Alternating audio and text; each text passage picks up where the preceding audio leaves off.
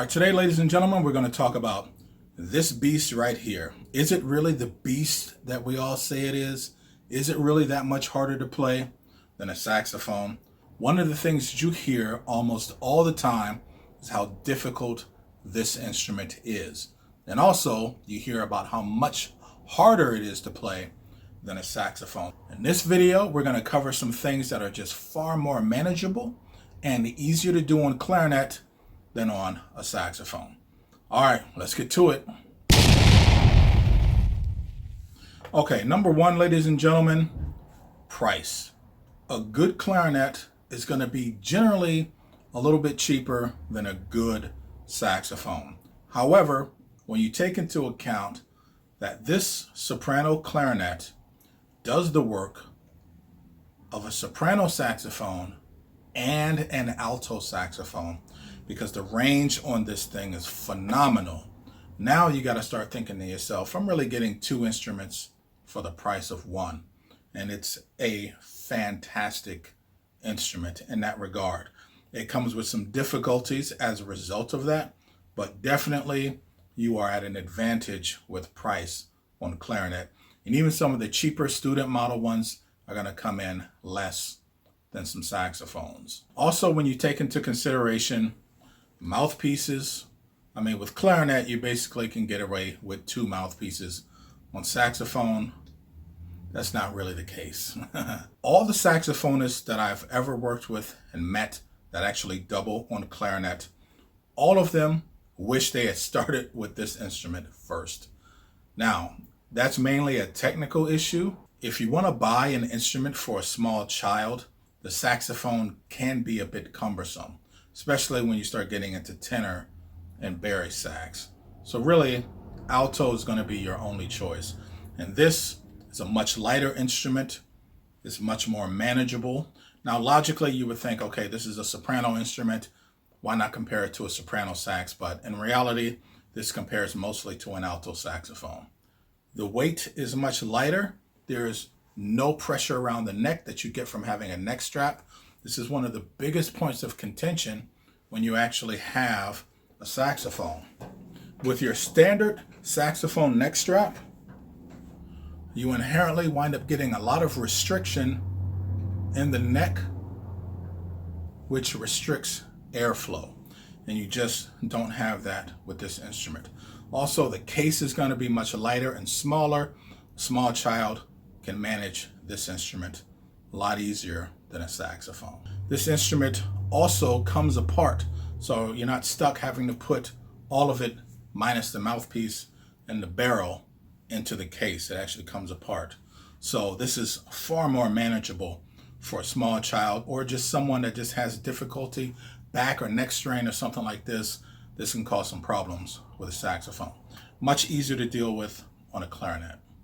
Number three, this is probably the biggest issue on saxophone that a clarinet is just marvelous at, and that is the lower range of this instrument. It is just beautiful, easy, and balanced.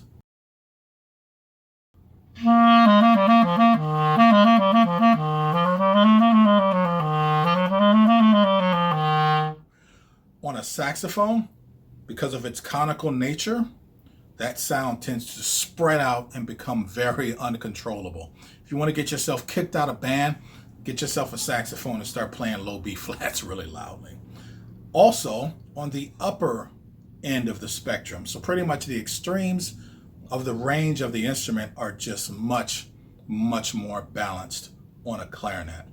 Number four, this instrument covers all of an alto saxophone except for the low B flat, and generally in ensembles that you're going to play in, you're not going to be playing down there on an alto saxophone anyway. So it practically covers the entire range of an alto saxophone and the entire range of a soprano saxophone in one instrument.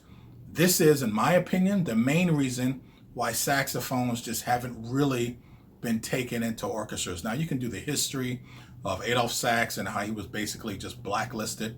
That's a whole nother video that I definitely want to make for you guys. But and also the timbre of the saxophone, like what kind of timbre you're going to get from an individual saxophone player. But when it comes to clarinet, the soprano and bass clarinet, you don't even need those clarinets in the middle. Basset horn, basset clarinet, the dreaded alto clarinet. These instruments have a phenomenal range. Number 5, maintenance. These are relatively easy instruments to maintain. And when stuff does go wrong with it, it's not as expensive to fix or get repaired as a saxophone. Overall, this is a less expensive instrument to maintain. And it's also just requires less maintenance in general. Swab the thing out and you're pretty much good to go. Now, I know some people have a wooden clarinet. This is wood, but they also make synthetic materials that are in a lot of ways much better than wood because they aren't as sensitive to weather and different conditions like this. I know some of the expensive wood clarinets can be prone to cracking if they are exposed to extreme conditions and whatnot, but they do make synthetic materials that are equally as good, in a lot of ways better, because they aren't as prone to cracking, and also they aren't as prone to just different playing characteristics when you're in different types of weather conditions, so to speak. This one is a bit subjective, but not really. But just in terms of developing your tone, there's really only a couple of ways you can sound good on this instrument. You know, you have your basic jazz sound and your basic classical clarinet sound. Now, your personal sound development on this instrument is pretty much straightforward.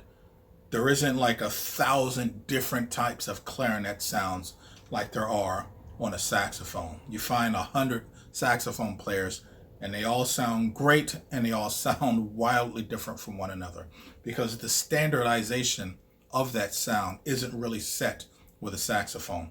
Unlike with a clarinet, you can just really focus on that one type of clarinet sound that we're all trying to get because it's beautiful. So having one instrument that can do the job of 2 saxophones is going to give you, in my opinion, what I think is the most fantastic advantage of picking an instrument like this. Yeah, I mean, I could easily make a video about the things that are just much more difficult to do on this instrument than a saxophone, but I do have a lot of clarinet players that are wanting to switch over to saxophone, and then they hit this wall. Now, they went into it thinking, oh, the saxophone is going to be way easier, but because they've developed a high level of skill on this instrument, they expect to be able to just immediately transfer that over to saxophone, and they hit a wall. And one of the things that they run into first is realizing just how clunky and clumsy a saxophone is compared to an instrument like this. Okay. And last and certainly not least, it's a lot easier to do a bunch of stupid jokes with this thing.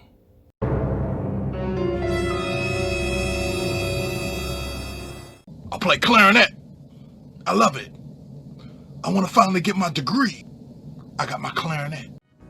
Anyway, I want to get... Man, hold up a second. Yeah, Chief.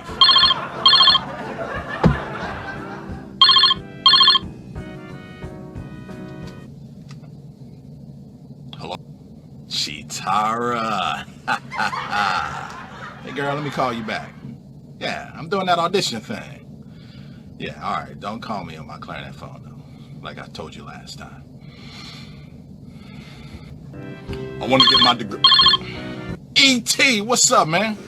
Yeah, you keep calling the wrong number. Yeah, stop using the speaking spell. Just get a phone like everybody else, man. Don't call me back. I'm trying to get my diploma, you know what I'm saying? Forrest! What's up, man? What kind of zebras do we have?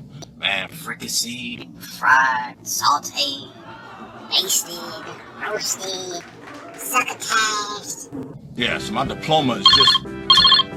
Hold on for a second, yo. Meow. Meow, meow, meow, meow. Meow, meow. Meow, meow, meow. Burger King. Meow. Meow. Meow, man. Meow. Lambert, what's up, man? Oh, really? I told you to stop hanging out with those sheep. Better go see a doctor.